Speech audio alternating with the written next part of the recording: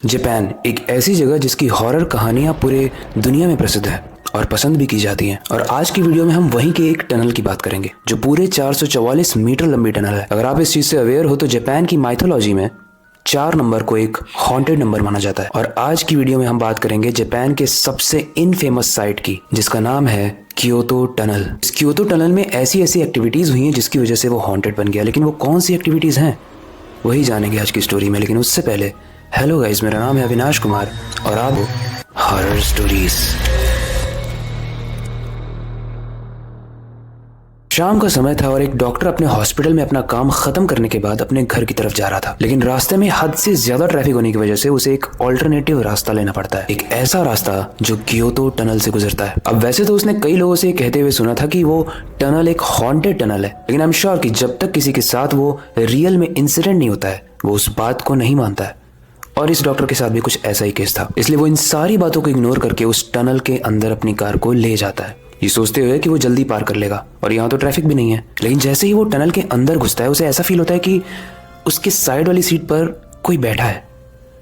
और जैसे ही वो देखता है कि वहां पे एक्चुअली में कोई भी नहीं है। उसने अपनी कार की सारी लाइट्स को जला दिया क्योंकि टनल के अंदर बहुत ज्यादा अंधेरा था। लेकिन स्ट्रेंज बात यह है कि सारी लाइट्स को ऑन करने के बाद भी वो अंधेरा दूर दूर तक खत्म ही नहीं हो रहा था। ऐसा लग रहा था कि लाइट्स वहां पर काम ही नहीं कर रही हैं। बट फिर भी उसने लोगों से सुना था कि वहां पे बहुत लोग रहते हैं, बहुत मरे हुए लोग रहते हैं, बट दूर दूर तक उसे कोई दिख नहीं रहा था, इसलिए वो इस चीज से तो रिलैक्स था। लेकिन थोड़ी देर बाद एक स्ट्रेंज चीज होती है, उसकी कार की स्पीड अपने आप बहुत तेज होने लगती है।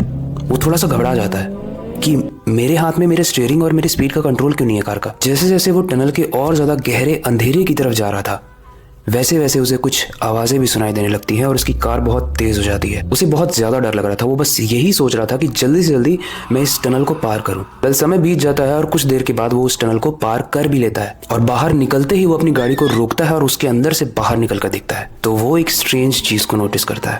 वो देखता है कि उसकी कार के फ्रंट वाले शीशे में खून से सने हुए हाथ के निशान है। ये देखते ही उसकी हालत खराब हो गई।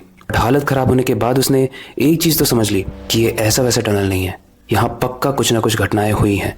लेकिन ऐसा क्या हुआ था उस टनल में जिसकी वजह से लोग ऐसी चीजें एक्सपीरियंस करते हैं? ये जानने के लिए हमें थोड़ा सा पीछे जाना पड़ेगा। देखो, इस टनल को एक कॉन्ट्रैक्टर ने बहुत सारे मजदूरों को बुलाकर बनवाया था। अब जो वो बंधुआ मजदूर थे उनकी सैलरी बहुत कम थी, उसमें से बहुत सारे लोग बीमार भी थे, लेकिन उसके बावजूद उनके पासपोर्ट को जब्त कर लिया गया था। उन्हें उनकी फैमिली से मिलने नहीं दिया जा रहा था। और इससे भी ज्यादा उनके साथ अगर कुछ बुरा हो सकता था तो वो ये हुआ कि काम करते वक्त उन सारे मजदूरों के ऊपर उस टनल के पत्थर गिर गए जिसकी वजह से उनकी मृत्यु हो गई। ऐसा माना जाता है कि उसमें से बहुत सारे मजदूर बचे भी थे अंदर, लेकिन कॉन्ट्रैक्टर ने उनकी वैल्यू नहीं समझी और हेल्प ना करने की वजह से सारे ही लोग मर गए। गाइस, ये हम इग्नोर नहीं कर सकते कि वो सारे ही लेबर्स, वो सारे ही मजदूर इस सोसाइटी में इक्वली कंट्रीब्यूट कर रहे थे, बट फिर भी उनकी वैल्यू नहीं की गई जिसकी वजह से वो मर गए। ये तो क्योतो टनल की बहुत सारी हॉन्टेड कहानियों में से एक कहानी थी। उसकी दूसरी कहानी ये है कि वहाँ पर एक जादूगर रहता था जो काला जादू करता था और उसने वहाँ पर ऐसी बहुत सारी बॉडीज लाकर उस पर काला जादू किया था उन्हें मारने के बाद। और ऐसा माना जाता है कि वही बॉडीज की जो आत्माएं हैं वो उस टनल में भटकती है। इसकी तीसरी कहानी है, वहां पर एक साइको किलर हुआ करता था जिसे लोगों के इंटरनल ऑर्गन्स को खाने में मजा आता था और वो सारे ही लोगों की बॉडीज लाकर उसी टनल में दफना देता था।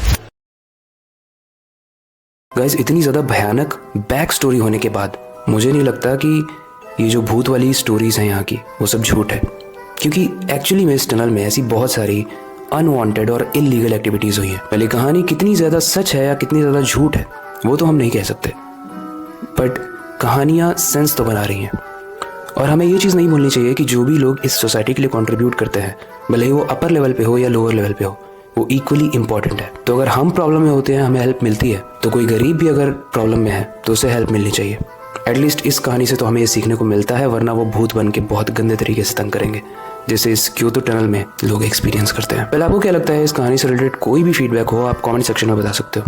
आपके पास कोई सजेशन है नेक्स्ट स्टोरी से रिलेटेड, वो भी आप कमेंट सेक्शन में बता सकते हो। वेल, वक्त आ चुका है इस स्टोरी को एंड करने का और नई स्टोरी पर काम स्टार्ट करने का। लेकिन जाने से पहले मैं बस एक ही चीज़ कहना चाहूँगा, अपनी क्यूरियोसिटी को डाई मत होने देना, नई चीज़ें सीखते रहना, अपने बेड के नीचे और खिड़की के बाहर जरूर देख लेना।